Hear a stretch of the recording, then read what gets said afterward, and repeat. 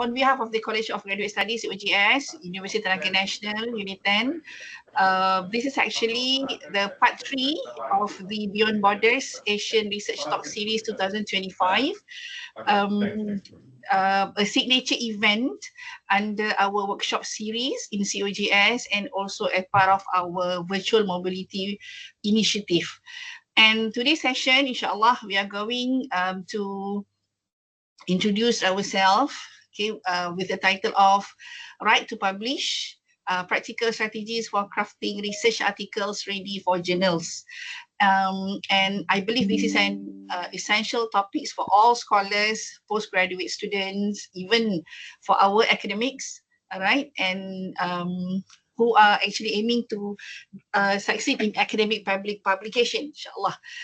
Special today, we are very honored to have Professor Dr. I.R. Agliswari, our lovely Dean in College of Graduate Studies, and also we have Dr. Nasruddin Baidi, the Deputy Dean of Academic, Quality and Student Affairs. Without further ado, let me welcome Ustaz Rusli bin Abdul Rani for doa recitation for this morning, inshallah. So Ustaz Rusli. Assalamualaikum warahmatullahi wabarakatuh. That's me? Yes. Can. Okay, thank you for Miss Mahlin Dayu. Okay, insyaAllah. Okay, kita start to be doa insyaAllah. Bismillahirrahmanirrahim. Ila hadratin Nabi Mustafa Muhammadin sallallahu alaihi wasallam. لهذه النية ولكنية صالحة الفاتحة. أعوذ بالله من الشيطان الرجيم. بسم الله الرحمن الرحيم. الحمد لله رب العالمين الرحمن الرحيم مالك يوم الدين إياك نعبد وإياك نستعين اهدنا الصراط المستقيم صراط الذين أنعمت عليهم غير المغضوب عليهم ولا الضالين آمين. اللهم صل على سيدنا محمد وعلى آل سيدنا محمد. اللهم اغفر لنا ذنوبنا ولوالدينا وارحمهم كما ربونا صغارا ولجميع المسلمين والمسلمات برحمتك يا أرحم الراحمين. اللهم افتح لنا فتوح العارفين. اللهم علمنا ما جهلنا وذكرنا ما نسينا وارزقنا يا الله فهم النبيين وحفظ المرسلين والملائكة المقربين. اللهم اشرح لنا صدورنا ويسر لنا أمورنا واحلل عقدة من ألسنتنا يفقه أقوالنا.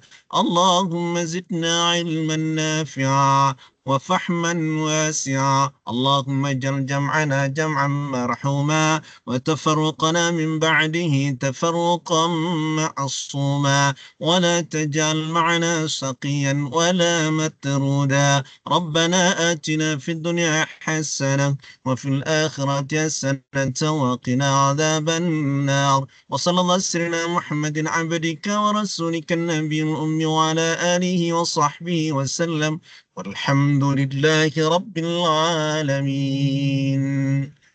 والحمد لله رب العالمين. السلام عليكم ورحمة الله وبركاته. Thank you. Waalaikumsalam warahmatullahi wabarakatuh. Amin amin ya rabbal alamin. Thank you very much, Ustaz Rusli. It is now my pleasure to invite our respected Dean, Prof. Dr. I.R. Agliswari, to deliver the opening speech and officiate today's session. Please welcome Prof. Agi. Okay, very good morning, everyone, and very good morning to Prof. Dr. Anissa Astrid. It's a pleasure to have you around, Dr. Ayu, Ustaz Usri, Dr. Nash, and everyone here who has joined us today. It gives me a great pleasure to invite you to this part 3 of the Beyond Borders ASEAN Research Talk series, proudly hosted by my college, College of Graduate Studies, University Tenaga Nasional. The talk series is actually a part of our college strategic initiative to enhance the learning experience of our postgraduate students.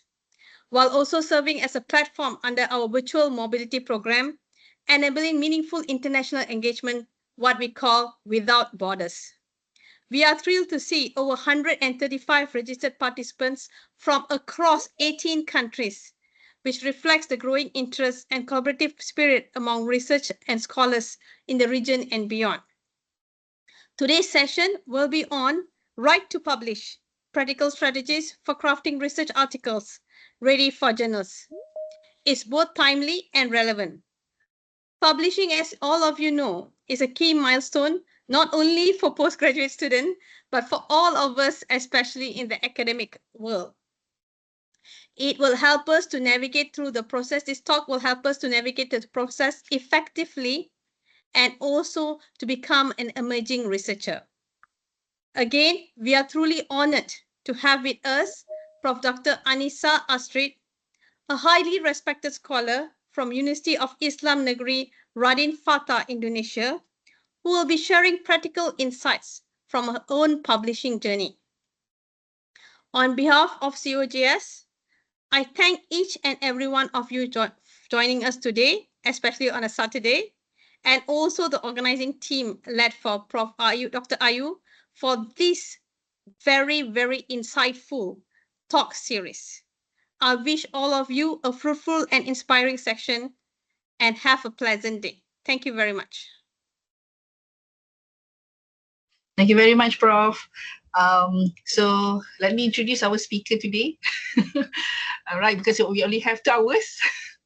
So ladies and gentlemen, we are truly honored actually to welcome our invited speaker, Prof. Dr. Anissa Astrid from Universitas Islam Negeri Radin Fatah, Palembang, Indonesia. To be frank, Prof. Anissa, this is actually the first time for me while I am here in COGS, we have a speaker from abroad. So we are very thrilled actually to have the session, and it is actually also a very overwhelming session where we have more than 10 countries joining us online, inshallah. Prof. Anissa is actually a full professor and accomplished scholar in the field of English language education. She holds a doctorate from State University of Semarang and has a solid background in English education and curriculum development. Over the years, she has authored and co-authored more than 45 publications in both national and international peer-reviewed journals, including the Index of Scopus and the Web of Science. Her work spans across EFL, pedagogy, digital literacy, academic writing, and teachers training. Beyond publishing, Prof. Anissa has been actively involved as a managing editor and also editorial board member for several academic journals, and regularly serves as the reviewer for reputable journals in Southeast Asia. She's also the author of several books, including How to Design a Research Proposal and Culture in English Language Teaching. Today, she joined us to share practical strategies, inshallah, for crafting research articles that meet journal publication standards, sharing wisdom drawn from years of research, teaching, reviewing, and writing experience. Without further ado, I would like to welcome Prof. Anissa. The stage is yours. So everyone, please welcome Prof. Anissa. Thank you, Prof. Okay, thank you very much, Ibu Dr. Ayu. First, I would like to share screen my PowerPoint slides. Okay, we can see the slide, Prof. Okay. Thank you. Okay, Bismillahirrahmanirrahim. Good morning, everyone. Assalamualaikum warahmatullahi wabarakatuh. Alhamdulillah, Rabbil Alamin. Salatu wassalamu ala ashrafil anbiya wal mursalin wa ala alihi wa sahbihi ajma'in. Amma ba'du. Well, ladies and gentlemen, I'm very truly honored to be invited to share with all of you about the hopefully timely and useful topic for us as scholars, educators, and students. But before, I would like to extend my sincere gratitude to Professor Dr. Agileswari Ramasamy, the Dean of the College of Graduate Studies, and Dr. Nasruddin Baidi, the Deputy Dean, Academic Quality and Student Affairs of Uniten, Universitas, Uniten Malaysia. Especially for Ibu Ayu and Pak Rusli, thank you very much for inviting me. I'm very excited to share to all of you about the topic, right to publish practical strategies for crafting research articles ready for journals. Well, before, let me briefly introduce myself. My name is Anissa Astrid. What Ibu Ayu have already said, that I am one of the lecturers in one Islamic State University located in Palembang, a capital city of South Sumatra province, Indonesia, named Universitas Islam Negeri Raden Fatah Palembang. And my expertise is in teaching English as a foreign language, or we can say it as TEFL. So here, in this very interesting opportunity, like I have already mentioned before, I would like to share about how to make our article ready to be published, especially in the international reputable journal. Well, ladies and gentlemen, as we know that we have the universal views that the international reputable journal is the journal which is indexed in Scopus. So first, we have to set the target first. What journal that become the target to publish our article? So what we have to do is to browse the particular specific journal which can meet our scope of article. The safe web of journal which we can trust directly to find out or to browse the appropriate Scopus Index journal is, of course, in Schimego JR. So we browse the Schimego JR link. After that, we click the link, and then it emerges like this. And we click the journal rankings, and it emerges like this. After that, we define the subject area, the subject categories, the region or countries. It means that the country which the journal comes from, the types, and the year. The year means the year which the journal is still indexed in the Scopus. Okay, for example, I have here the example of my target journal. So I choose social science since it refers to my background of knowledge, and then linguistics and literature. And I choose the journal from all regions or countries, which make the journals is wider, so I can choose the freely because the selection of the journal is wider if we choose all regions or countries. And then we click journals here as the type of our publication, and also the year. The year should be chosen as the most recent year. So we can type here 2024, since the Scopus frequently frequently assess the quality of the year of the journal once in a year.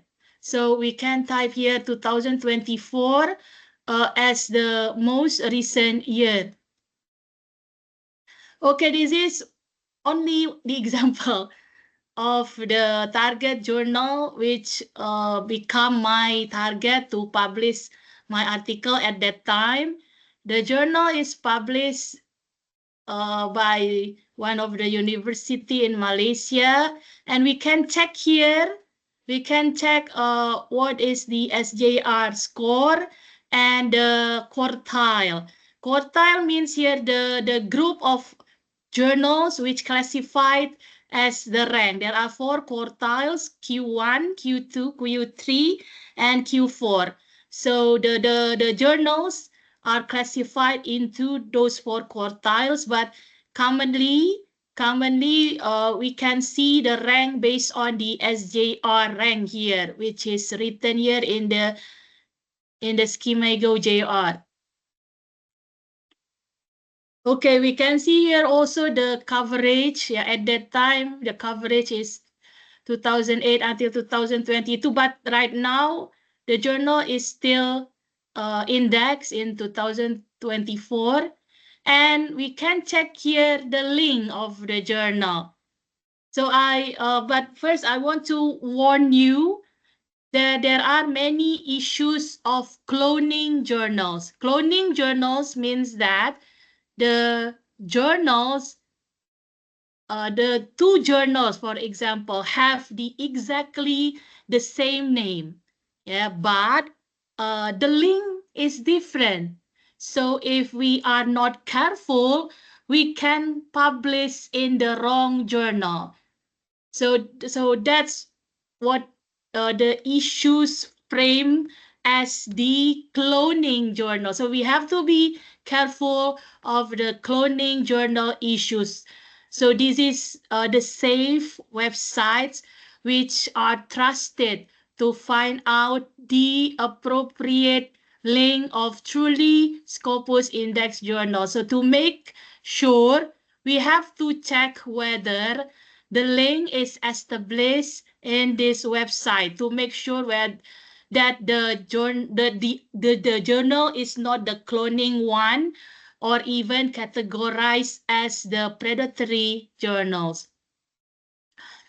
Well, after that, we click, of course, the link, and we have to find out directly the journal template. And of course, we have to check the APC or article processing charge. Okay, the journal template as the guideline of writing the article can be found in the submission guideline. So we have to search for the submission guideline of the journals, since that's the strict rules that we have to follow in order to make our article accepted to be published in your journal. And this is the information of APC. Okay, after we check the journal template, yeah, here I want to share you based on my experiences as the editor, the reviewers of the journal, and when I also position as the author of the article, which accept the comments from the reviewer. So I summarize it here as what we should do and what we should not do in writing the journal article. Okay, we start from the research title.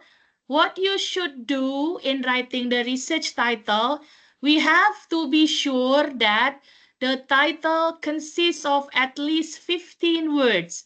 So commonly, most journals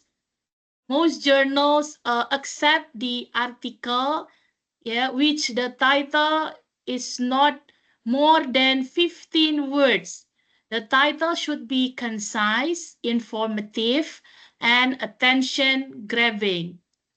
And the title should also accurately reflect the content, since the title is regarding as the window of the house. From the window, we can peep what things are in the house. So that's the title function as the way to give the reader what really the content of the article. So the title should clearly convey the purpose of the research and what you should not do in writing the title. First, avoid using uncommon abbreviations, and then avoid mentioning the research location in the title. Avoid, because most of the journals prefer not to state the location directly in the title. Probably we can mention it in the research method section that is in the part of setting or location of our research. Okay, these are the examples of the titles of some articles which are published in the international reputable journals or Scopus Index journals here. Okay, next we go on to the abstract. Okay, what we should write in the abstract.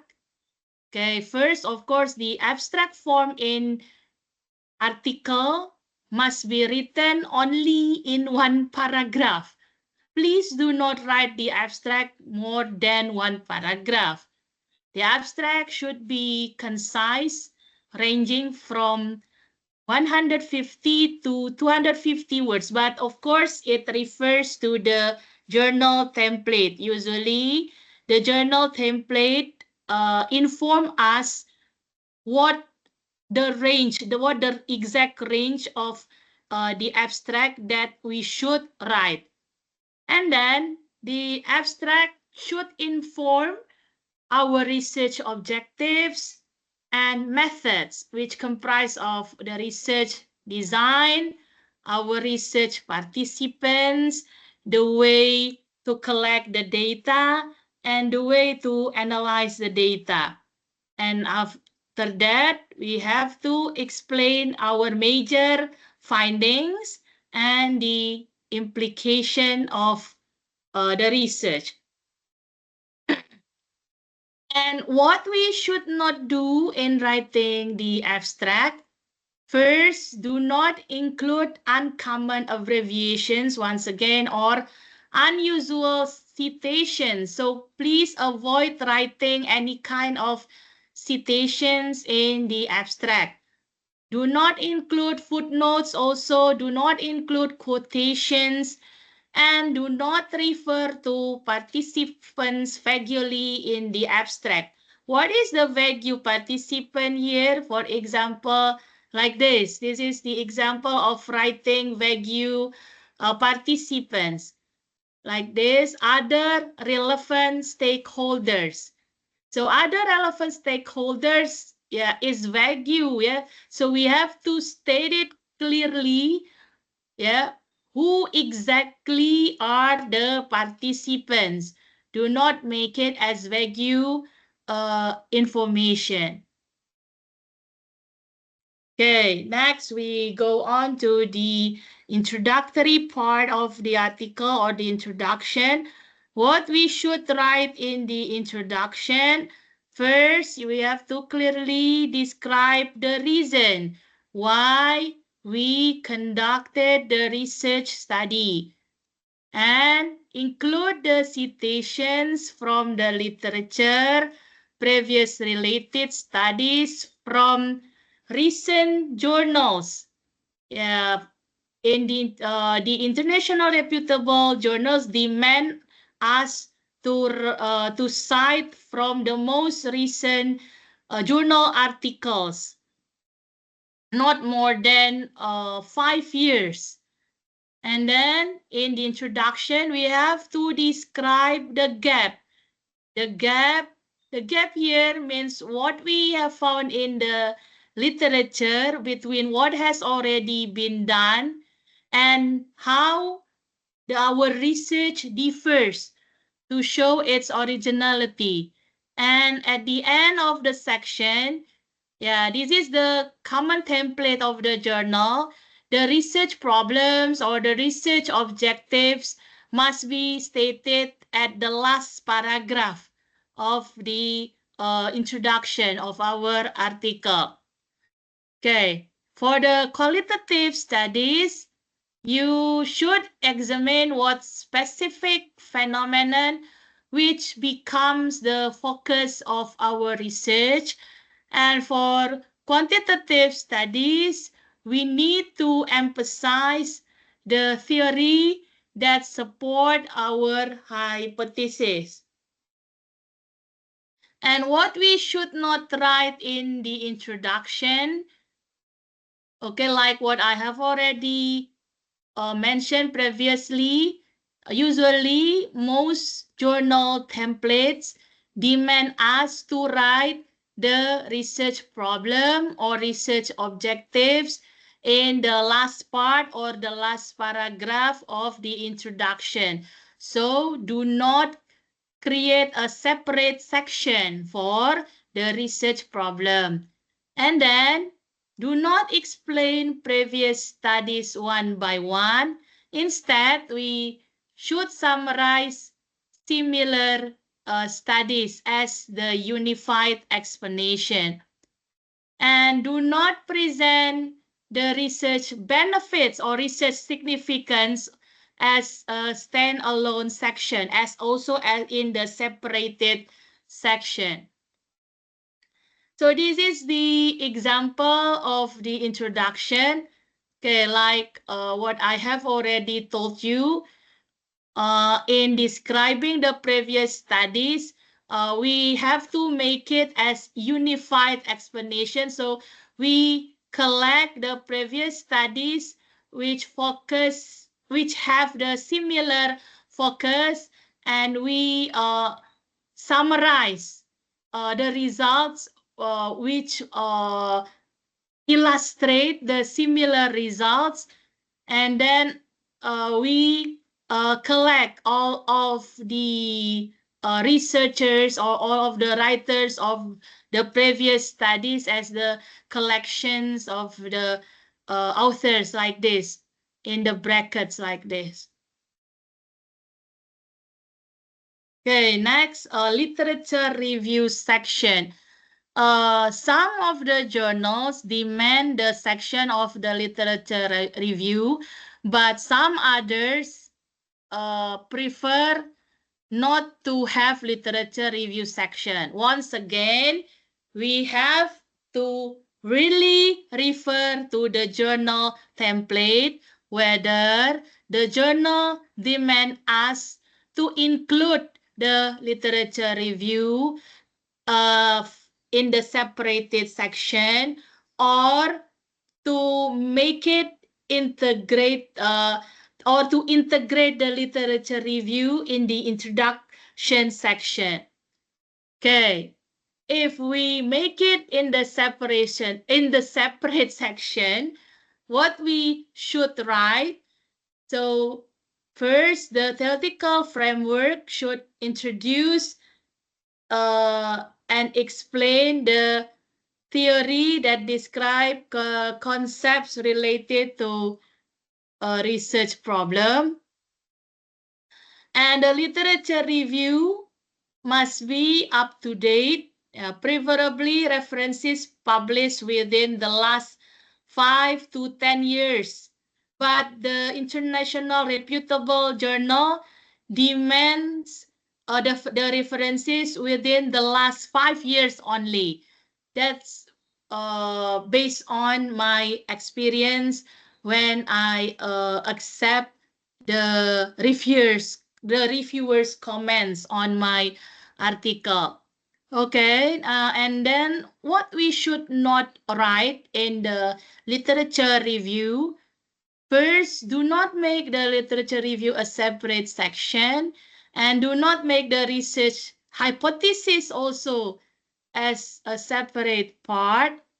Do not use theses, undergraduate papers, or dissertations as references. Avoid citing the references from the thesis, undergraduate thesis, or dissertations as the references in the literature review. Instead of using this kind of references, we have to cite from books or from the journal articles. So commonly, the journal editors will warn us to avoid citing from thesis, undergraduate thesis, or dissertation.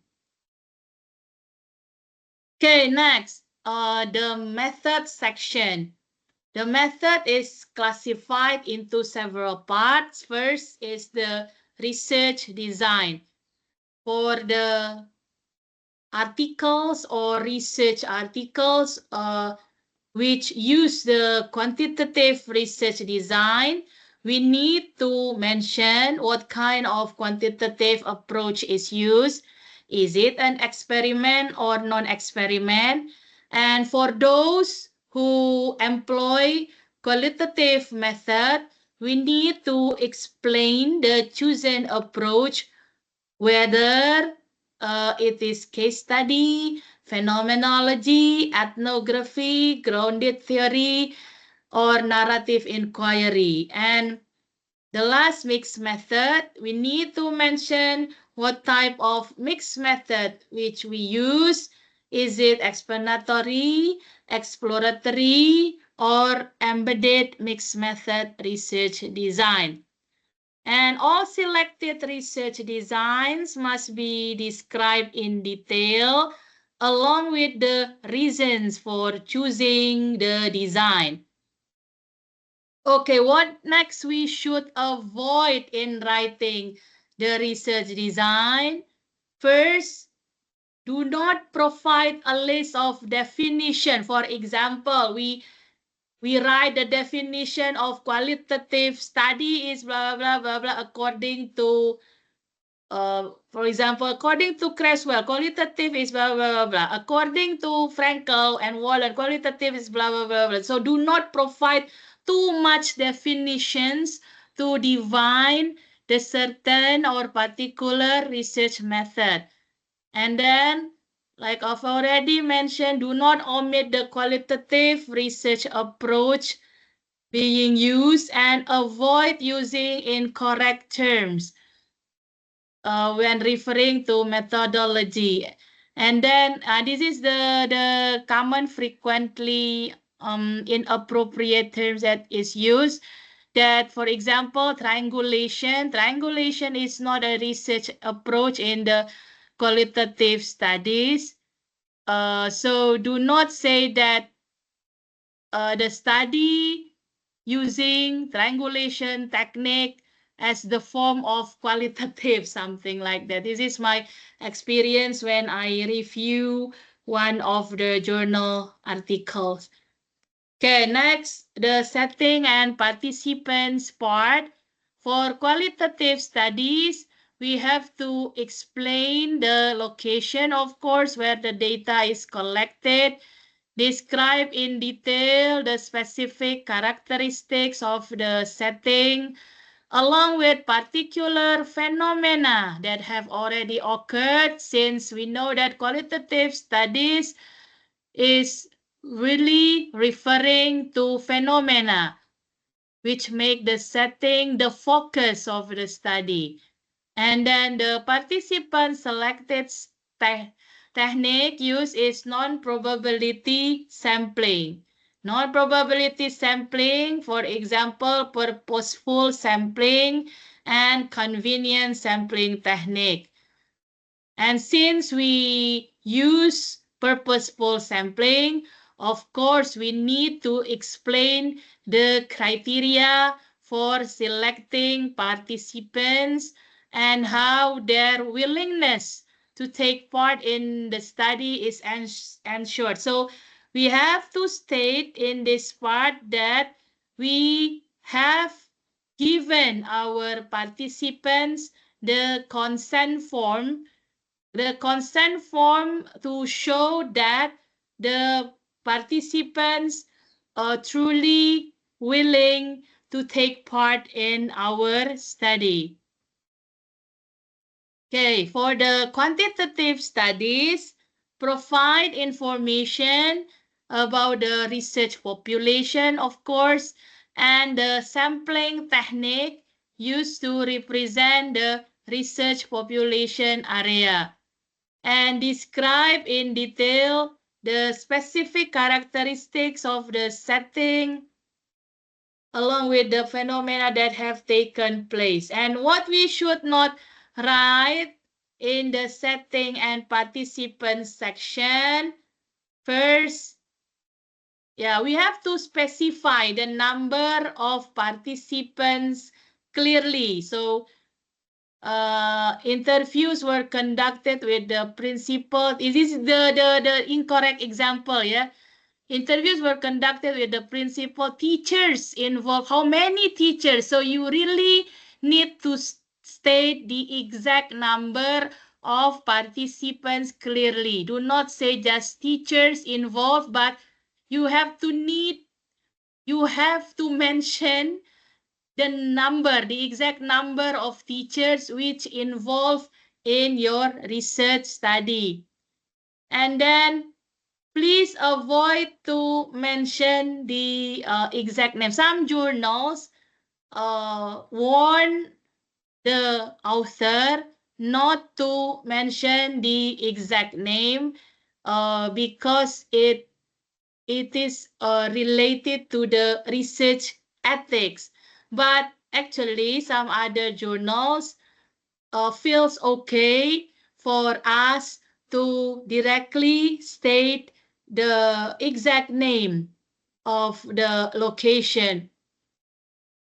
Okay, and then avoid limiting your sample to just one setting, especially if the study is quantitative studies, since the quantitative studies are not contextual studies. So we have to avoid to limit our sample to just one setting. But for qualitative studies, especially for certain particular phenomena, of course, we can specify only one setting as the focus of our study. Okay, now we go on to data collection section. What we should write, what we should explain in data collection section. First, explain the various quantitative data collection instruments that we were used. This is for quantitative studies, yeah? Okay. Next, if the instruments used are tests and questionnaires, explain how to interpret the questionnaire responses and convert the test results into scores. So questionnaires usually in the form of scale, or which familiarly we recognize as Likert scales. We need to interpret the scale, of course, from 1 to 5, 1 to 6. It depends on the range of scale that we use. And of course, also the test. We need to score the test. And then explain how to ensure that the test and questionnaire used are valid and reliable. So we have to directly mention the types of reliability and validity analysis and also the results of those analyses. We need to explain that briefly because most of reviewers also ask for this information. So we really need to inform this case, this information in our article. Well, if the instrument is a ready-made instrument, ready-made means that we directly adopt the instrument which has already been formulated by other researchers. That's we call as a ready-made instrument. Of course, we have to mention also the validity and reliability test scores, which usually we can find the information in the article of the instrument developer. We have to directly state it also in our article. But if the instrument is not ready-made, or in other words, we design the instrument by ourselves, we need to check the validity analysis. The validity analysis, for example, for the questionnaire, common validity analysis is confirmatory factor analysis, one-shot method. And then for the, also we have to do the pilot test for having the content validity of the questionnaire. We have to pilot our questionnaire in the small scale, and we have to have the expert judgment or the expert opinions regarding to our questionnaire, whether the questionnaire really measures what have to be measured. And then we have to also check the reliability of the questionnaire, for example, our instrument. And also for the test. For the test, we need to check the content validity of the test and also the construct validity of our test items. And then in data collection, the procedure for distributing the questionnaire and test must be clearly described. Okay, for the qualitative studies, the data collection tools commonly used are a combination of observation, interview, and documentation. Okay, we have to describe the information of our observation. That we have to describe that the observation, you have to explain the type of the observation used, whether it is participatory or non-participatory. And we have to describe the detail of our observation process, starting from what are the purposes of the observation, how many times we observe the setting or the participants of our study, what kind of observation guidelines that we use, and then who are our target participants that we observe. And for the interview, we need to clarify the information in the article, which comprise of the interview questions that must match our research objectives, and then explain the type of interview. So for qualitative studies, the common type of interview that use is semi-structured interviews. And the process of the interview also must be described in detail. For example, what was the purpose of conducting the interview? Who were the interviewees?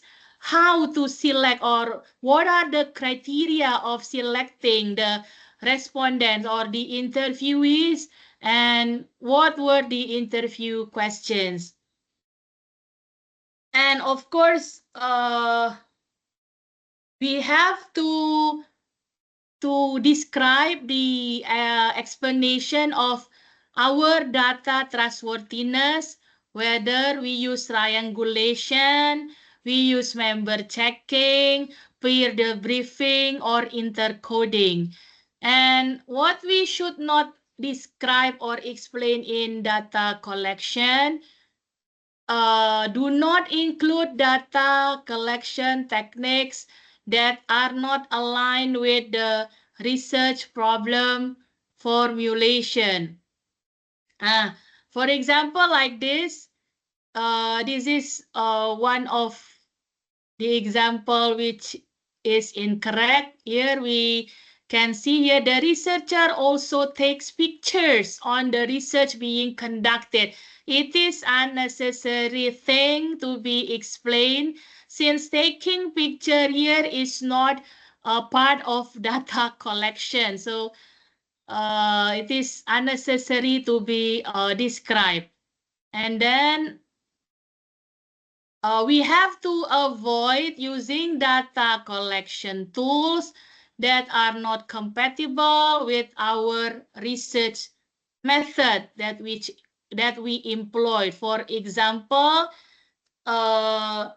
using close-ended questionnaire for qualitative case study research. Commonly, the journal articles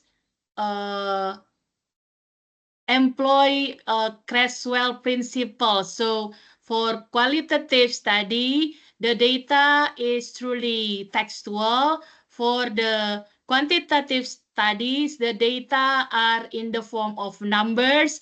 If we need both form of data, we have to employ mixed method. So we cannot use close-ended questionnaires for qualitative case studies since the data gained from close-ended questionnaires, of course, in the form of numbers, not in the form of text.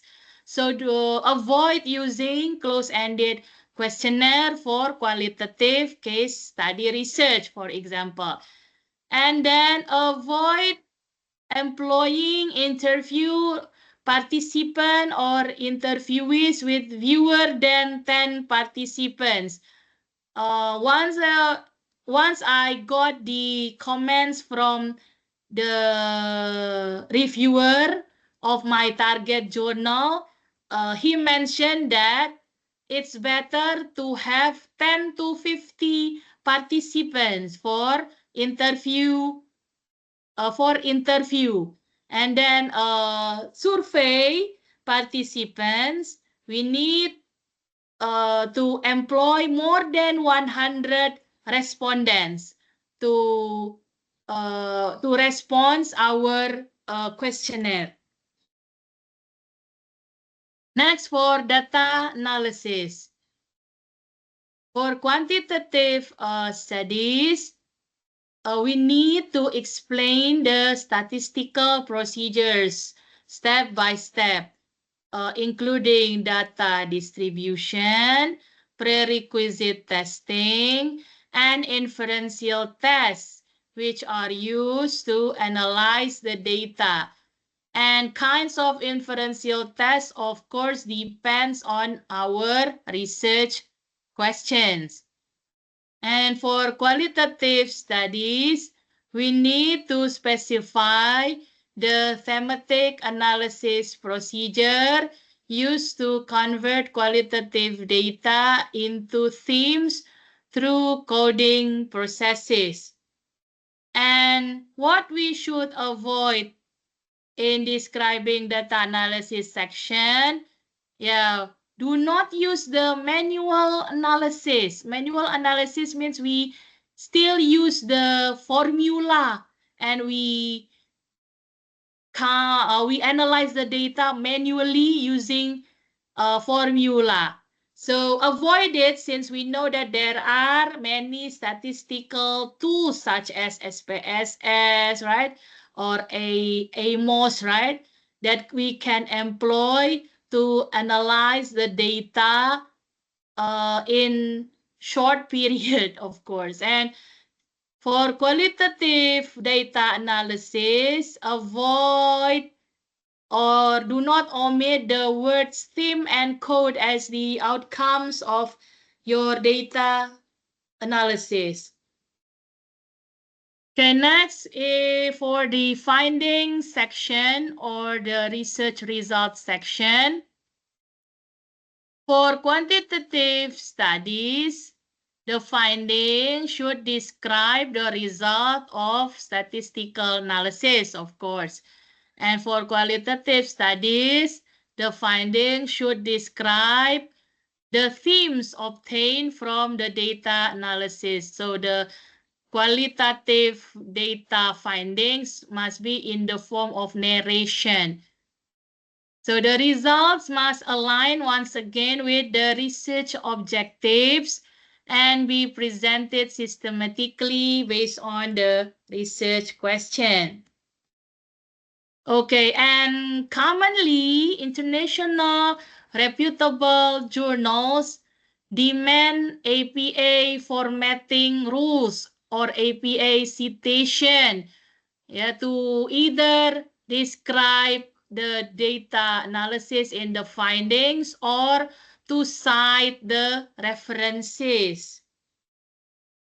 And these are the examples of how to describe the qualitative findings. We need to write the themes. The themes are derived from the quotes here. And yeah, each theme then are narrated. The narration of the theme, yeah, must be based on each data that we have collected from observation, from interview, or even from documentation. And this is the example of how to write the narration from each theme of the data. So the topic of the research is about difficulty, the students' difficulty in writing. This is the simple research result. Okay, what we should avoid in describing our findings. So in the qualitative studies, the narrative must be supported by all forms of data, including interviews, observations, and documentation. So when I position as the reviewers, I frequently read the way to narrate the qualitative findings only based on the interview script. Yeah. But I got the information from the method section that the author also conducted observation and documentation, but there is no information at all to what really happens when he observed and what really are described in the documentation section. So whenever you narrate or describe the qualitative findings, do not rely solely on data from interviews. Okay, in the discussion, we need to interpret the results of the data analysis. In the discussion, we should compare our findings with the previous research. We need to compare, we need to criticize our research findings, and we describe whether our research findings support the previous study only to emphasize the findings of the previous studies, or we have found something which is contradictory to the previous studies, or even we can have the really new findings. And after that, we can formulate new theories or modify the existing ones. And what we should avoid in writing the discussion section. Yeah, because discussion is something in the form of wrapping up our findings. So please do not present the discussion in point by point summary form, and do not repeating our research findings too many times. And the last part is conclusion. What we should write in the conclusion. So we need, conclusion is some kinds of summary, some kinds of summary of our research findings. And in the conclusion section, we need also to describe our implication of the studies and even the suggestions, or even some other journals expect us to write our research limitation. And what you should avoid in writing the conclusion: do not draw the conclusion that go beyond your research objectives. Avoid making conclusion in strict bullet point format. So most of your journals expect us writing the conclusion in the form of paragraphs, not in the form of points by points. Okay, and the references, like what I've already mentioned before, most of the journals refer us as the writer of the articles to employ APA citation format of references. So yeah, once again, we have to refer to the journal template. Yeah, we need to create citations based on the referencing style required by the target journal template, of course. But yeah, based on my experiences, most of the journals require us to use APA style, and ensure all citations and references are written consistently, and do not include such citations that are not listed in the reference section. Yeah, so it's better for us to use applications like Mendeley, something like that. Okay, that's all what I can share for the topic.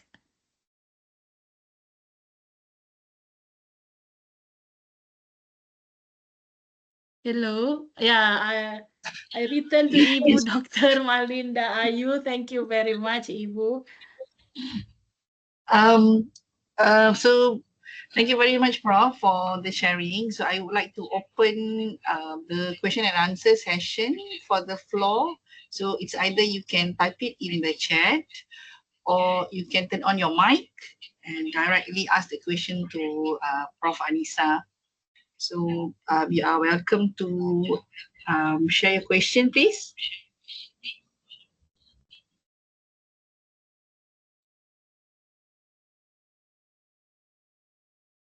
For the time being, Prof, will there be any possibility that we can get this copy of the slide, Prof? Yeah, of course, I will send it to you right after this.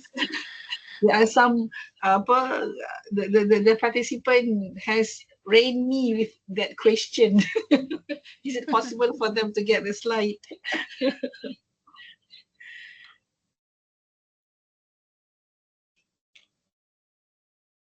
Good morning, Prof. Yes, there's a question. All right. It's not a question, it's just an observation. Very clear. Your presentation is very clear and very concise. It's nice. So thank you very much for the sharing. Oh, thank you, Dr. Lee. How to pronounce your name? I'm afraid to mispronounce your name. Just call me Dr. Lee. I am Dr. Lee Kiok Cheong. Oh, Very Kiok difficult to Cheong. pronounce my name, and it's very long, and it has got many E's in my name. So normally I shorten it to KC. Casey. I see. Thank you, Dr. Lee. Yeah, nice. I enjoy listening to your talk. Thank you, Dr. Thank you. Lee. I'm really appreciative. Just for your information, Prof, Dr. Lee has been with us since the first talk because this is actually a series of talks, and we have a series of workshops, like, in a sense. There are 4 actually altogether. We have 2. The first 2 were from Prof. Abdul Karim Alias. He's actually a professor, a fellow here. And Okay. this session is number 3, and we have another session in Wednesday, inshallah. That will be the final session for this talk series. So Dr. Lee she has been with us since session 1. We are very excited to have her actually. So I could see Sharifah is actually raising her hand. So you can turn on the mic, please, and ask questions. Assalamualaikum, Professor. Waalaikumsalam warahmatullahi wabarakatuh. I'm totally new. I haven't started my PhD journal yet. I haven't started still thinking about doing my PhD, but I'm very interested on the publications because I heard publication is not simple. You have to pay to publish your paper, and some even experience that they have to include several supervisor name in order to publish their paper. Can you elaborate on this, tips or whatever? Yeah, thank you, Miss Sarifah. Yeah. Have I mentioned your name correctly? Sharifah. Yeah, Miss Sharifah, I hope you can have your PhD sooner. And thank you for appreciating my explanation also.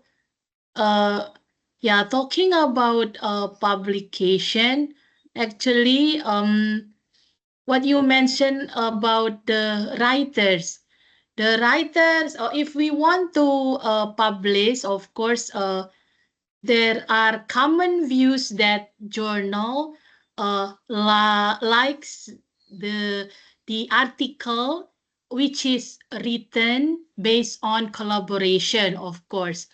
Collaboration, yeah, means that the author of the article is not only one, of course. So that's also the temptation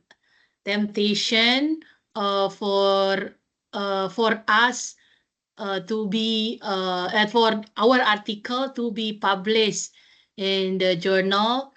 So yeah, and then the other tips that the editor of the journal frequently fell in love with the authors which comes from the other countries of the journal which is being published. For example, if the journal publisher is from Indonesian countries, usually the editor will like if accepting the article written from the researchers or the authors who come from other countries. Yeah, because it also becomes the criteria.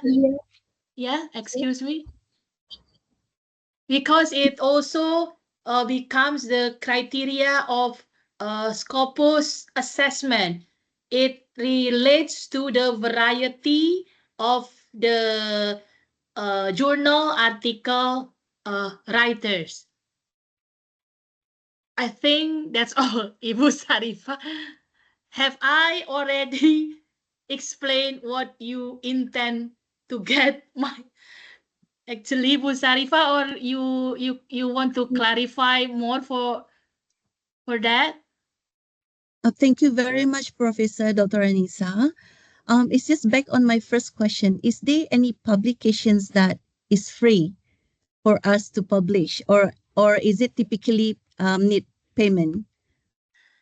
Yeah, once again, regarding to article processing charge, it is truly the authority of the journals. Of course, many journals gives the chance to publish our articles for free.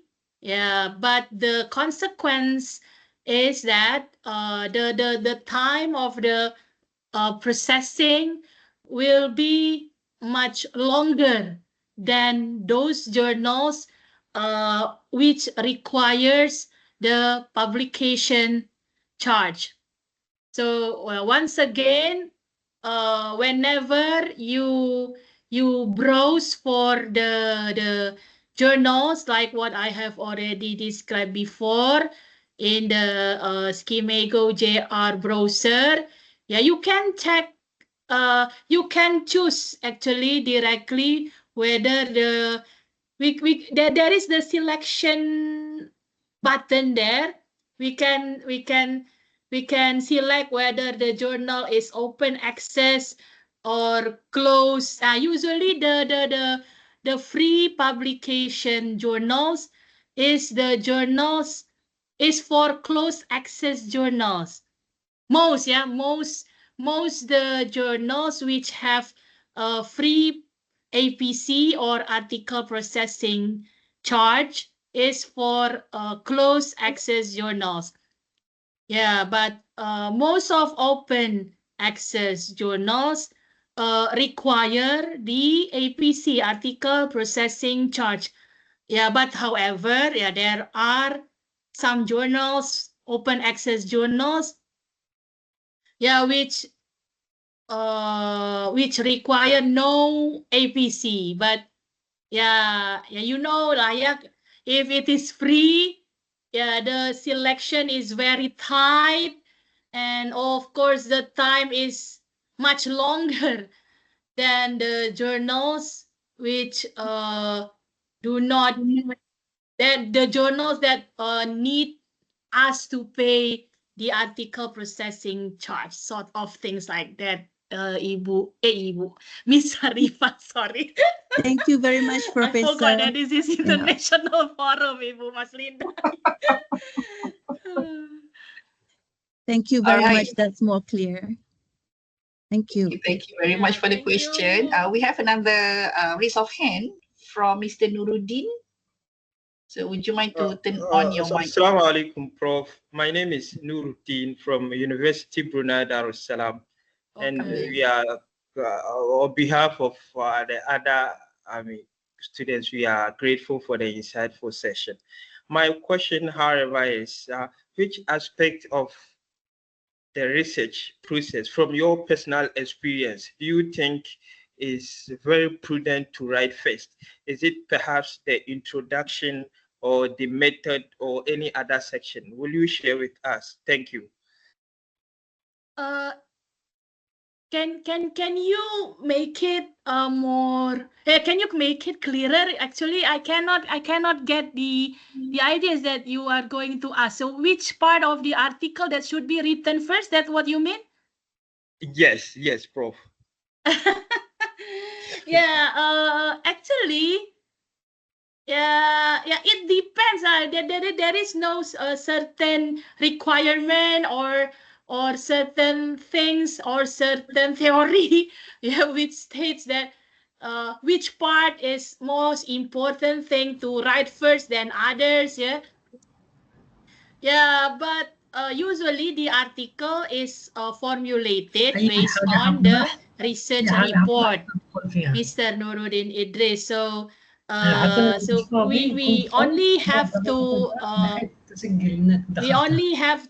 reformulate our research report to the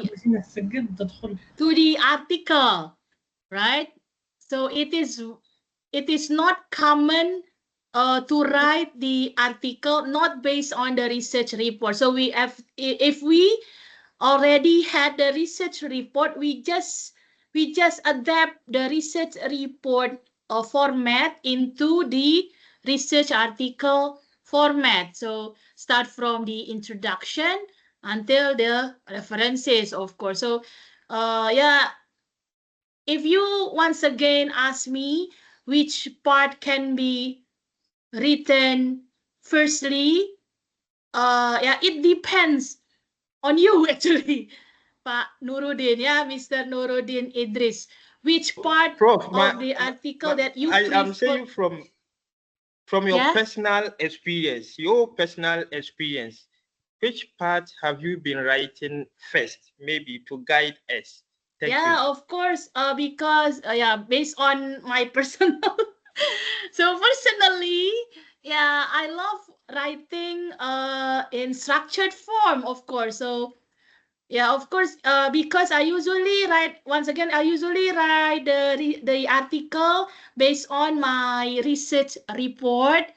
So I will start writing the article, of course, from the beginning part of the article, start from the introduction, of course, and then the review of the literature, the method, findings, discussion, conclusion, till references, Mr. Nuruddin Idris.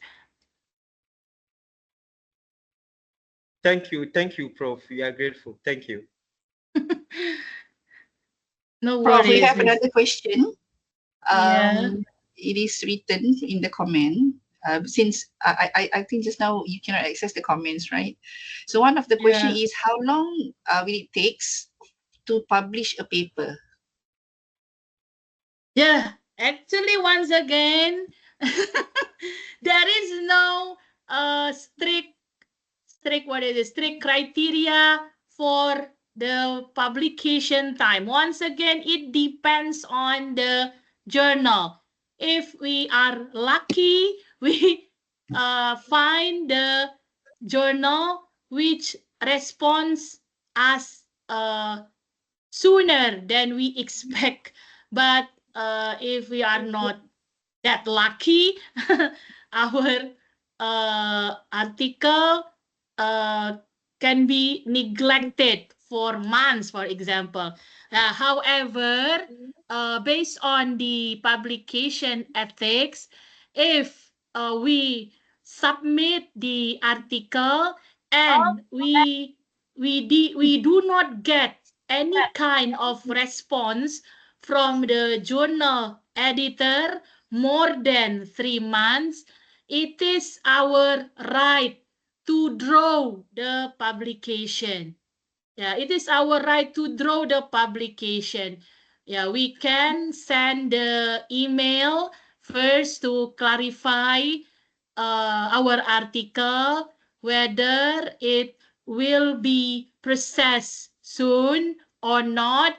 Yeah, if there is no any kind of responses from the article, we have the right to draw our article and we can refer to publish to other journals. That's what I can answer. Miss Nur Nadia Haisa Hassan, yeah. Yes. If that's the case, Prof, this is my question. Is it okay if like we have the same paper and we send to several journals? Yeah, yeah. Yeah, that's unfortunately I can say that it's not okay at all. It's not okay. Ibu Dr.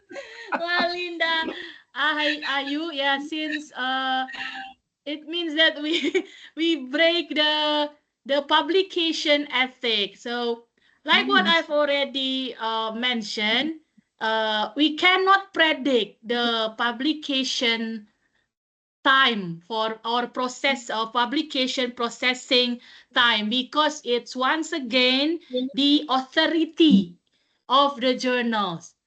But we have the right to decide whether we want to continue our publication process or not.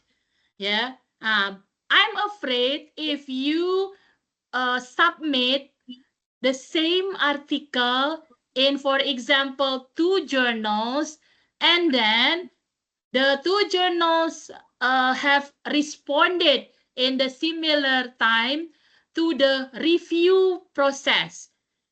Once your article has been reviewed, it is not ethical for us to draw our article. Yeah, because it will make us blacklisted for such as like that. See. Yeah, that's what I can answer you. Thank you, Prof. We have, thank you. It seems like it's getting hotter, the discussion. We have another raise of hand, 2 actually. First one is from Sabah, and the other one is from Dr. Lee. So let's have Sabah first. Assalamualaikum. Hello. Assalamualaikum. Waalaikumsalam, but your okay, voice is too low, I'm afraid. Yeah, it's very Mr. far. Or Miss Sabah here. I hope now you hearing me well. Yeah, it's better now, Inshallah. Miss Sabah. Thank you so much for your effort for all the organizers in this event.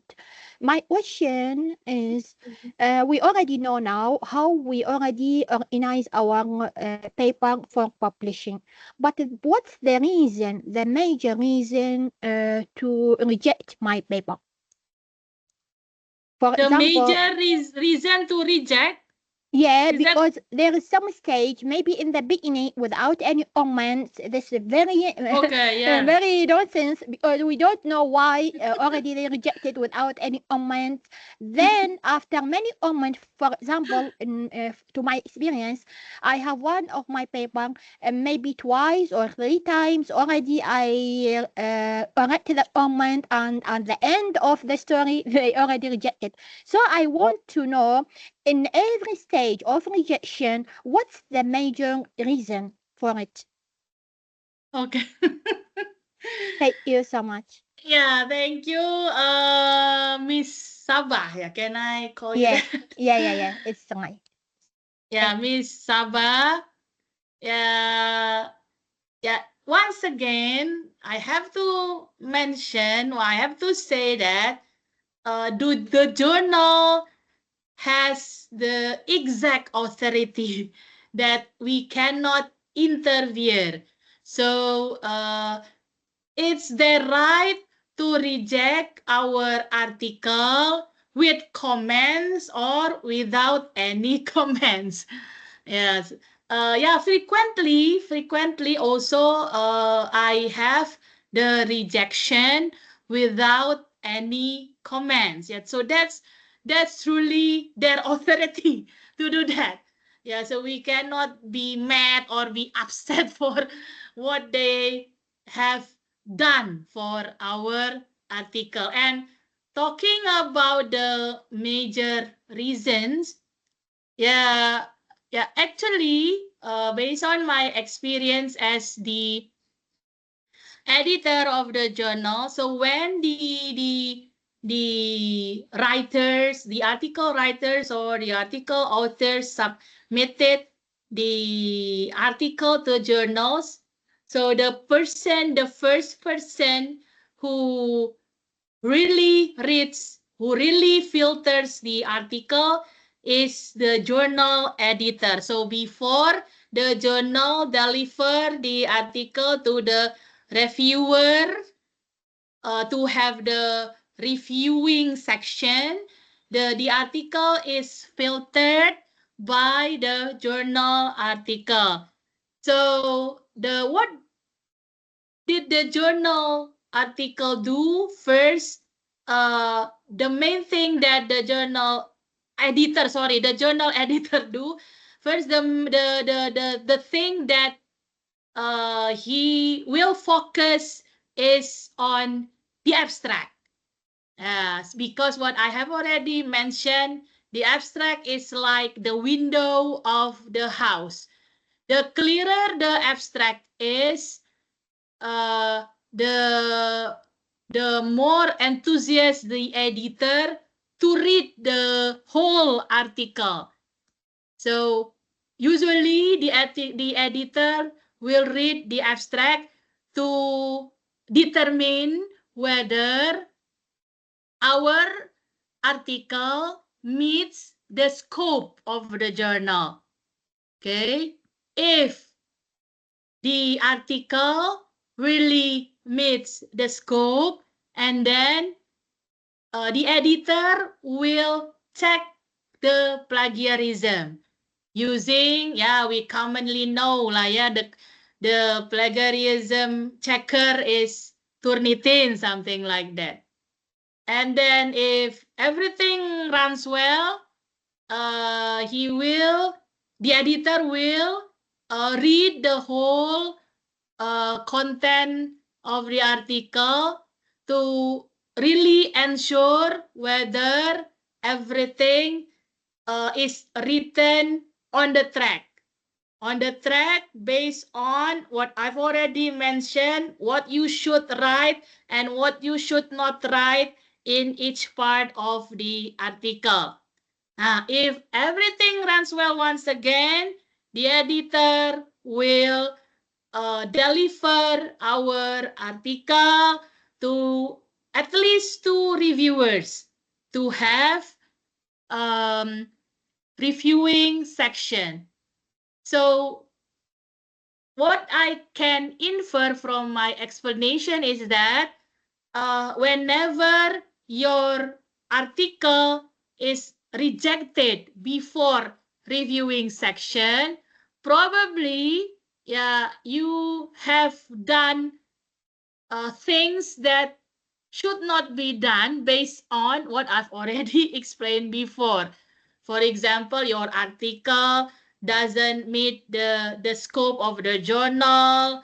And for example, you have misconducted the research method, for example, or probably your findings do not answer directly the research questions, for example, sort of things like that, Miss Sabah.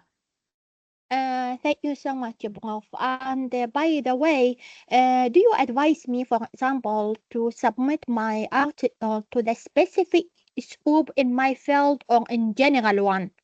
Because my field is medicine and my project really related to neurology.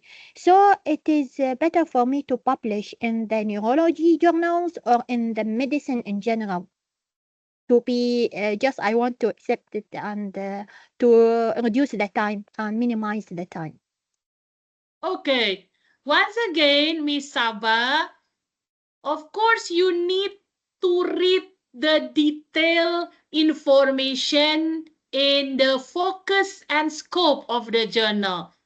So the journal usually illustrates or give the detailed explanation, the detailed focus and scope of their journal. So if you are sure that the content of your article really meets the focus and scope which is already described in the journal, I believe that you can submit your article in that journal, Miss Sabah. Okay. Thank you so much, Prof. May Allah bless you. Thank you. Oh, amen. Thank you, Miss Sabah. Thank you very much for the Okay, praise. Prof, we have next is Dr. Lee in line. Please, Dr. Lee. Okay. Good afternoon again. Maybe, Prof, you can explain regarding this open access and closed access to the participant. Yeah.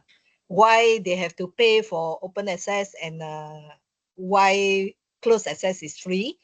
And then maybe also you can explain the difference between publishing in Scopus Journal and SSCI Journal. As what? Excuse me, Dr. ESSCI. Oh, Web of Science, right? ESCI, Yep. right? Yep. Okay.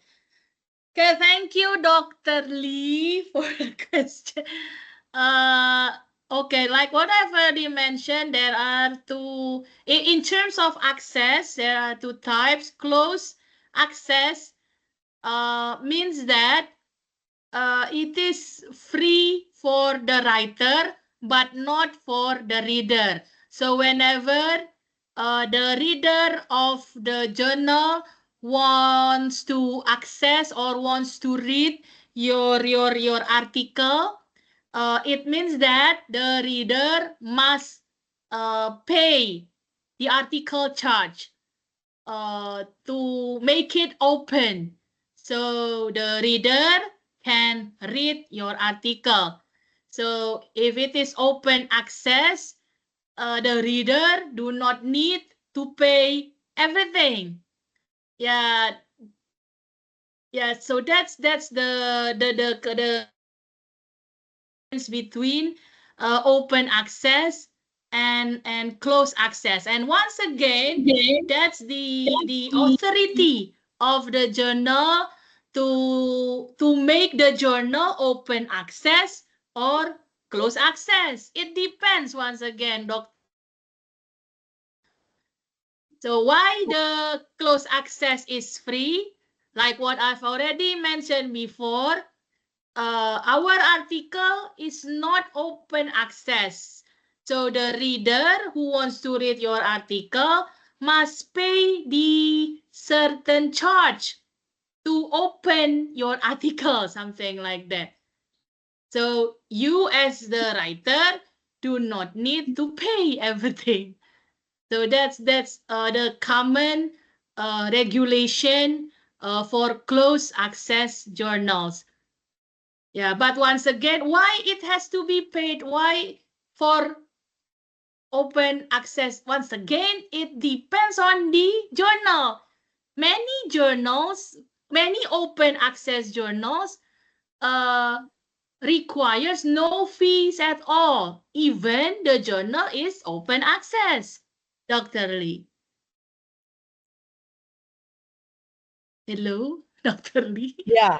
Oh, Yeah. yeah. So what I mean is, if we publish in the open access journal, Yeah. even if we have to pay, Yeah. no, many people, many readers will, because it's open access, so they will go and look at our article and read Yeah. our article and make citation. Yeah. So we become famous.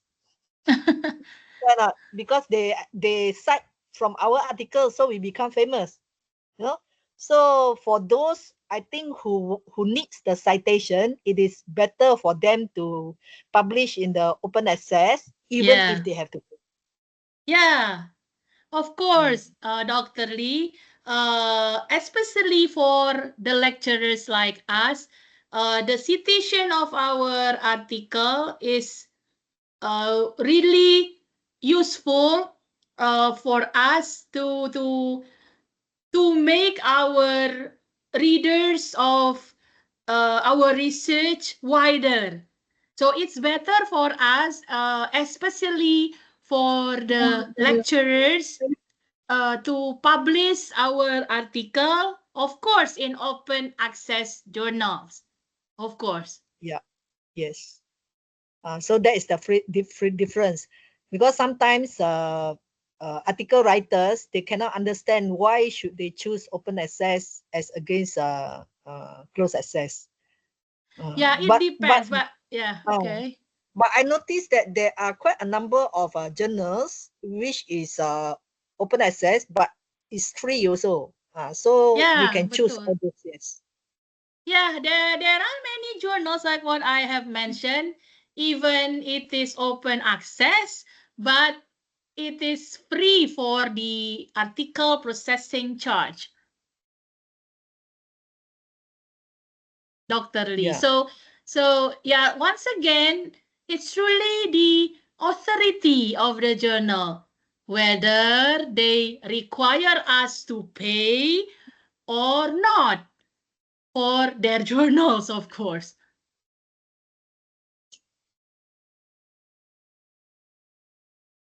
All right. Thank you, Dr. Lee, for the question and suggestion. Before we proceed to Ms. Rabah and also Ms. Lee, I would like to read various question in the chat, Prof, from Yeah. Mr. Muhammad Naqib. He's actually from Brunei Darussalam, and his question is, if an article is done as based off PhD data collection, If what, Ibu Marinda, can you? if an article is done or the article is written Yeah. based on PhD data collection or analysis, okay, should it be clearly specified in the article? Okay. Okay, yeah, so it is common for the graduate students to reformulate their dissertation, for example, or the thesis, for example, in the form of article to be published online, since it's this kind of trend. It is already established in every kind of universities to make once again the reader of our research wider. So is it necessary to put the information that the article is written based on the dissertation or not?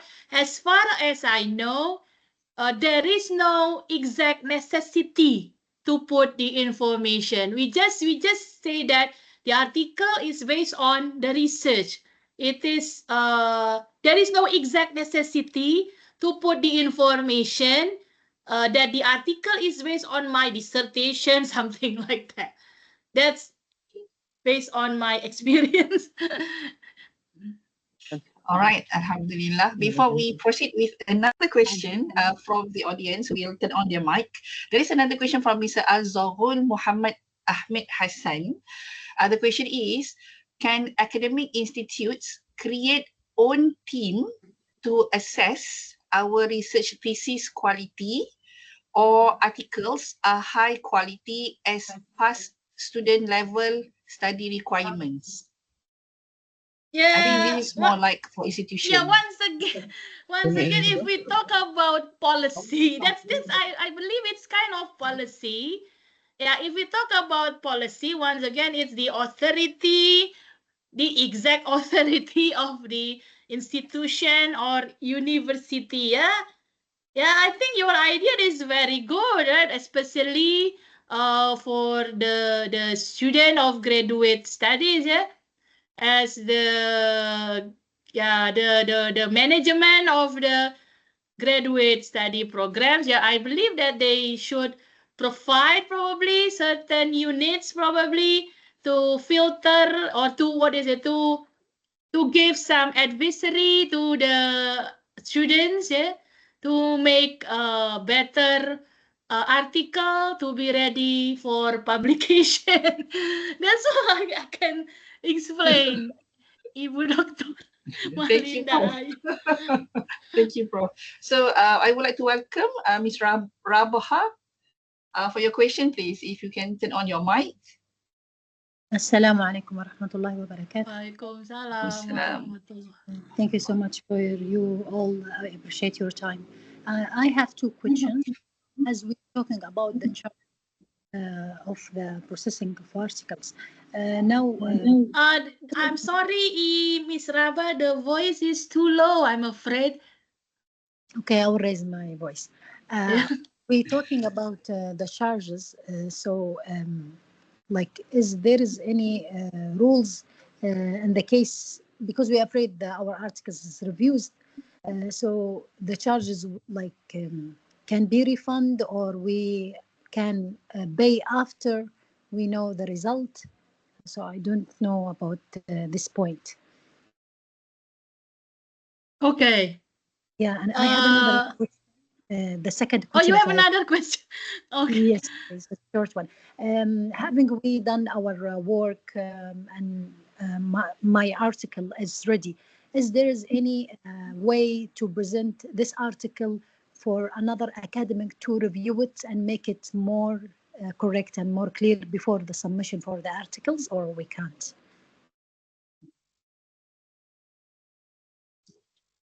Yes, that's my question. Prof, are you here? Yes, can you hear me? Yes, it's just that your video is actually kind of stuck. Prof? So I'll repeat the second question. Ms. Rabah, I think we get your question. It's just that currently I couldn't get the response from Prof. Anissa. Okay. Okay, Prof. Hello. Just know you. Hello. We kind of lost you think, along the way. Yeah, I think because of the signal. I cannot catch the second question, actually, Ibu Dr. Malinda Ayu. Okay, Ms. Rabah, if I get it right, your first question is about the charges, right? Whether if let's say we have paid and suddenly it is not accepted, can it be refunded? She's not really clear about the payment process.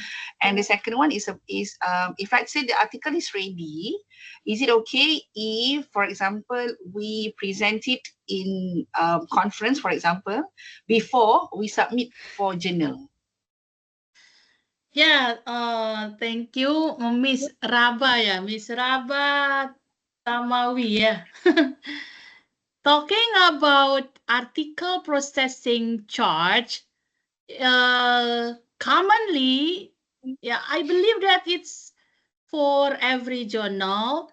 So the journal editors will require us to pay for the APC or article processing charge, yeah, after they send us the LOA, Miss Rabah, letter of acceptance. Yeah, if we have already got the LOA, yeah, you do not have to worry, yeah, whether your money will lose somewhere else, for example, because whenever the editor has sent us the LOA, it means that all of the publication processes are done very well. Everything runs well. So the review process have been done. You have already revised also the article, and the revision is considered accepted. And after that, the editor will decide to accept your article. After the editor feels that your article is ready to be accepted, they will send you LOA, of course, Miss Rabah, letter of acceptance. So the letter of acceptance indicates that your article is ready to publish. So after accepting the letter of acceptance, you can pay the APC, article processing charge. So the article processing charge, like what I've mentioned, is paid after the article is truly accepted in the journals. Of course, after we have paid, then the editor will process for copy editing. Copy editing, in copy editing, the editor will only focus on layouting, something like that, yeah, editing, and in the copy editing section, usually the editor will not need us further to be involved in the process. Yeah, somehow in the copy editing, we still are involved. For example, to verify whether what they have edited really meets our concern or not. But you do not have to worry whenever you pay after the LOA is given, your money will be safe. So you have to be sure, yeah, that you have to pay the APC after you have accepted the LOA, Miss Raba. And what is the second question, Doctor? I forgot the second question. The article, if I say the article is completed, I mean, it's ready, but is it possible if we present the article somewhere else before we send for the journal publication? Yeah. For having conference, usually the conference management offer us only to present but not to publish. Yeah, usually the conference management give us two offerings. The first offering is only to present. If we accept the offering only to present, so there will be no online publication. There will be no online publication, means that your article will not be published online in the conference proceeding, something like that. Yeah, but if you offer, if you accept the second offering, that is to be published in the conference proceeding, so it means that you have to be ready that your article will be published online. The problem is if your article has already been published in the journal, I'm afraid that you cannot publish your article in the proceeding. But actually, you only can present, because if you only present, there will be no online information about your article. Yeah, that's based on my experience also. Miss Raba, yeah, Miss Raba. Okay, so Ms. Rabai, do you satisfy? Okay, all clear. She commented that all clear. Alhamdulillah. So next we have Miss Lee, Miss or Mr. Lee, for the next question. Yeah, Professor, thank you for your insightful presentation. I'm international economics PhD candidate from University Saint Malaysia, and also my research scope is China. So I noted that you mentioned avoid research location in the titles. So I'm confused, is that do I need to delete the China's because my research scope is China? So my all papers also including such like that, China's manufacturing, China's province, such like this. And I also published two papers. One is just like one is SSI, but for the SSI, I write the title is FDI impact growth, just like evidence from China's 31 province. Also mentioned the China's, but for another two papers, I didn't publish or not, and didn't be assessed or not. It also writing in China's, it also mentioned China, this research location in the title. So I'm curious is that, do you think whether I need to delete China's? But for my thing, even though I delete the China's in the title, in the abstract, I also mentioned the China's. So do you think how to deal with these things? Because my research goal is China, it's based on China. Yeah. Okay. Yeah, so What that's why I usually curious, and I cannot sure how to modify it is better, because for international journal, especially for SSI, they need your scope is very broad. Because they are focused on international readers. But for my research, it's focused on China. Even though I published one SSI is based on China, but for another 2 paper didn't publish. Usually be rejected. Usually be rejected. Yeah, so how do you think that? How do you think to modify it? It's better. Okay, thank you, Miss Lee. Yeah. Thank you. Yeah, actually, I'm afraid that I cannot catch you, but as far as I can catch from your explanation, what you are afraid is you worry to delay the word China. Is that true? Prof, if I may clarify.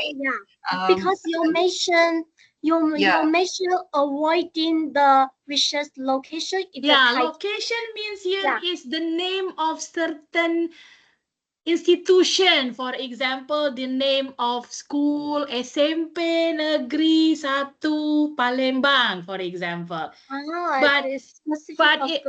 But if for the region, for the area, for the city, I believe it's okay, Lee. But it also depends on the journal. Like what I've already mentioned, some journal editors prohibit us as a writer to mention the exact name of the institution, what I mean, Lee, not the location of what you infer, what you refer to. What I mean is the exact name of the institution, like Uni10, for example. For example, so most of the journals prohibit to mention directly in the title only, in the title, because the title is the center of attention. But some other journals allow us to write. So once again, it depends. It depends on the journal, Lee. But most of the journal prohibit us to mention directly the name of the institution. It refers to the name of the institution, the name of the participants, the name of the participants, I mean.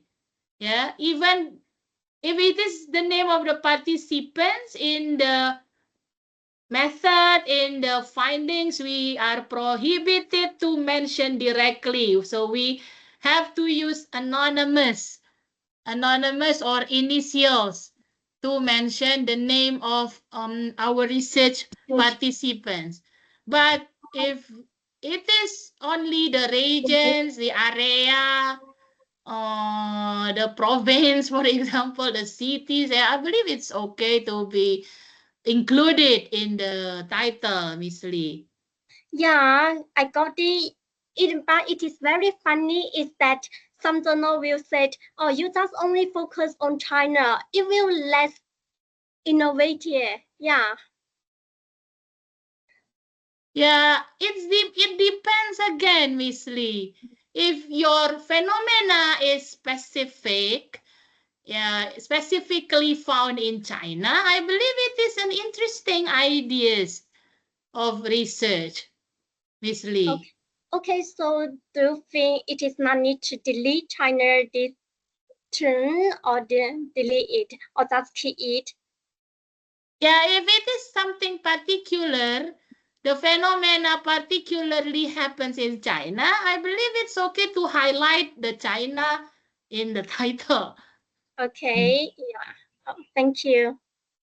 Yeah, you're welcome. Thank you. Thank you, Miss Lee. Prof, I missed one question actually from the chat. It's from Al Hassani Bushra Muhammad Sayyid. Yeah. The question is, what is the role of theory in the research? Yeah, thank you. The role of theory, of course, to criticize your research in the discussion section.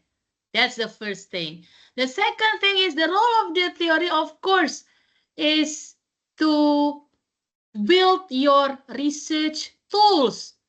Yeah, research tools, it means the instrument. So you really need to establish the theory to design your research instrument. So that's the major function of having the literature review section in the article. Since all of the theories, all of the literature things or literature information that you have written in the literature review section, you have to include it in the discussion section to criticize your research findings. Yeah, that's all what I can explain. All right, for the time being, I have went through the chat. No other question, and we still have.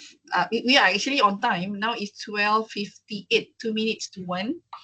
Okay, there is one question from the WhatsApp group actually, because we have another WhatsApp group for the whole participants of series of sessions. Very Okay, great. this is from Mr. Muhammad Akram. What is the most common mistakes new writers make when trying to publish their work, and how can they avoid them? The common mistake and how to avoid them. Yeah, okay, common mistakes. What I have already mentioned. Who is the one who asked question, Ibu Malina? I forgot. He's actually Mr. Muhammad Akram. Oh, Muhammad Akram, yeah. Mr. Muhammad, what I've already explained before, whenever you submit your article will firstly filtered by the editor. So common mistakes, it's subjective when we say common mistake, but what the editor's requirement in checking the article submitted by the writer before the editor commit to continue into the reviewing section is that first the editor must be sure whether your article meets the focus and scope of the journal or not. Yeah, most of the articles do not meet the focus and scope. And also that's the mistakes, right? And then whether, yeah, and then next, and then after he checks the requirement of meeting the focus and scope, then the editor will check the plagiarism. Yeah, so once more, there are many articles which have the high percentage of plagiarism. And right now, the issue of AI employment is bigger. So right now, also Turnitin provide the AI detector results. So based on that results, that's become the consideration also for the editor to continue the process of our article into the next reviewing section or not. Okay, and then after that, he will read at glance to our article, yeah, to see if each part is on the track based on what is required by the journal template. Most of the articles written are not following the journal template. So that's also the common mistakes of the writers. If they have already followed the journal template, including the way to cite the references, and also the editor will check whether the findings actually answered the research questions. Yeah, and of course, if everything runs well, he will continue to the review section. So if our article is already in the review section, usually the probability of the article is accepted is about 70%. So if our article is already in the review section, usually the percentage of the acceptance is 70% because we just need to revise what the reviewers have commented. That's all what I can explain, Dr. All right. Ayu. By the way, I'm yet a doctor. Oh, Ibu Ayu is better. yeah, Ibu Ayu. Okay, I would assume this would be the final question since now is 1 o'clock already from the WhatsApp group. The question is, what is the probability of a paper with single author to be published compared to multiple authors? Okay, that's interesting. Yeah. Actually, if we talk about the probability, I believe that there is no exact rules. There is no exact rules that the article must be based on collaborative research. Yeah. Is it okay for single author?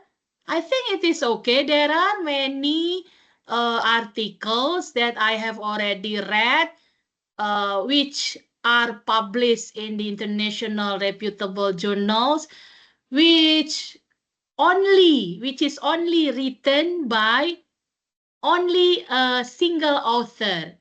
So the most important thing is to make your article is on the track first, based on the requirements that I have already explained. Compare thinking of how many authors that must be provided in the article. That's all what I can explain, Ibu Ayu. Okay, Alhamdulillah. I think that would be the closing question for today. But anyhow, for the members, the participants who are currently with the WhatsApp group, you still can post question. And is it possible, Prof, if let's say they ask question, I forward it to you and you can, reply the WhatsApp? Yeah, inshallah, Ibu. Inshallah. Thank you very much, Prof. So I think we have a very fruitful discussion, 1 hour actually, Prof, only for the Q&A. And this is very enlightening. So seriously, I really appreciate all the questions. It was very fruitful, full of knowledge. So I just would like to share before our photo session, our group photo session, for Unit 10 staff, actually I have shared the attendance from 365. So please kindly look at the chat and click at the attendance. And also for the rest of participants, I also have shared the form, the Google form for attendance and ECert, and also in the group as well. So I would like to suggest everyone to join the group. We have another session, inshallah, this coming Wednesday. That will be the final session from University Brunei Darussalam, which we are going to talk about ethical, efficient, excellent AI in research and publishing. So actually, Prof, it is like a storytelling. We have the inquisitive mind at the first session, how researchers ask question. Then we have tools for that asking question. And today we have this publication, alhamdulillah. And the last part would be how to use AI ethically in research and also in publication. So thank you very much, Prof, for the session.